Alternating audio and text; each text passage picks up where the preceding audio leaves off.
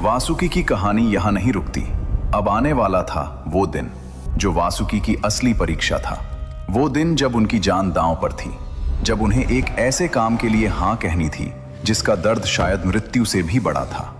त्रेता युग की बात है। देवताओं और असुरों के बीच हमेशा से युद्ध चलता रहता था। देवता जीतते, असुर हारते, फिर असुर जीतते, देवता हारते। एक बार देवताओं को ऋषि दुर्वासा का श्राप मिला। उनकी दिव्य शक्ति क्षीण हो गई। देवताओं के राजा इंद्र अपना राज खो बैठे। स्वर्ग पर असुरों का कब्जा हो गया। देवता भागते भागते भगवान विष्णु के पास पहुंचे। विष्णु जी ने कहा, घबराओ नहीं, क्षीर सागर का मंथन करो, उससे अमृत निकलेगा। वो अमृत पीकर तुम अमर हो जाओगे, फिर कोई असुर तुम्हें नहीं हरा सकेगा। लेकिन समुद्र मंथन करना आसान नहीं था। मंथन के लिए मंदराचल पर्वत को मथानी बनाना था और मथानी के लिए एक रस्सी चाहिए थी।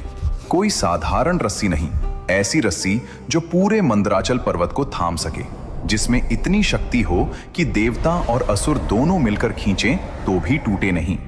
ब्रह्मा जी बोले, इस काम के लिए सिर्फ एक ही रस्सी काम आएगी। देवता उत्साहित हुए। कौन सी?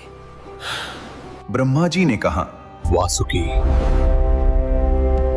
और ये सुनकर पूरे ब्रह्मांड में एक पल के लिए सन्नाटा छा गया। देवता और असुर दोनों मिलकर नागलोक गए।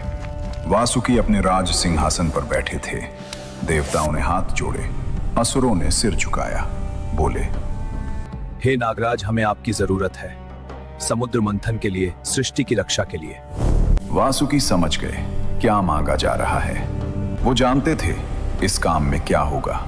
पर्वत का भार उनकी पीठ पर होगा, दोनों तरफ से खिंचाई होगी, उनका शरीर टूटेगा, उनके घाव होंगे, उनका जहर बाहर निकलेगा। एक पल वासुकी चुप रहे और फिर बोले, मैं तैयार हूं। मंथन शुरू होता है। मंदराचल पर्वत समुद्र के बीच रखा गया। वासुकी ने उसके चारों ओर अपना शरीर लपेट लिया। देवता एक तरफ खड़े हुए, असुर दूसरी तरफ, और खिंचाई शुरू हुई। 1, 2, 3। पर्वत घूमा, समुद्र हिला, लेकिन साथ ही वासुकी का दर्द शुरू हुआ। पर्वत का वजन उनकी रीढ़ पर था, दोनों तरफ से खिंचाव था। उनका शरीर जगह जगह से छिल रहा था, लेकिन वो कुछ नहीं बोले, चुपचाप सहते रहे।